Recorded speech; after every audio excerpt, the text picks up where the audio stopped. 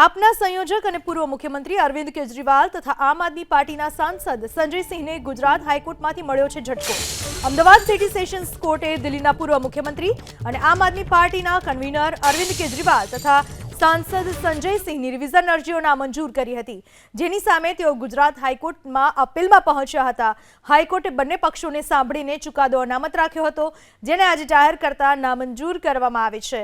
PM મોદીની ડિગ્રીને લઈને કરેલી ટિપ્પણી મુદ્દે બંને નેતાઓ વિરુદ્ધ ગુજરાત યુનિવર્સિટીએ માનહાનિનો કેસ નોંધ્યો હતો। આ કેસમાં રાહત આપવા બંને નેતાઓએ માગણી કરી હતી। અમદાવાદ મેજિસ્ટ્રેટ કોર્ટ બંને રાજકારણીઓ સામેના ફોજદારી માનહાનિના કેસની કાર્યવાહી ચલાવી રહી હોવાથી કેજરીવાલે પોતાની ટ્રાયલ સંજય સિંહની ટ્રાયલથી અલગ કરવાની અરજી કરી હતી। એમનો દાવો હતો કે તેમની ઉપર કાવતરું અથવા તો સામાન્ય ગુનાહિત ઇરાદાને આગળ વધારવાનો કોઈ આરોપ નથી, તેથી કોર્ટે તેની ટ્રાયલ સંજય સિંહની ટ્રાયલથી અલગ કરવી જોઈએ।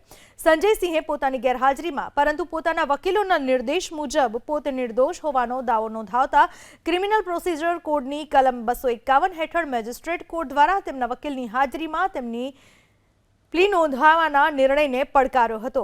તેમણે આ નિર્ણયને અયોગ્ય ગણાવી રદ કરવાની માંગ કરી હતી।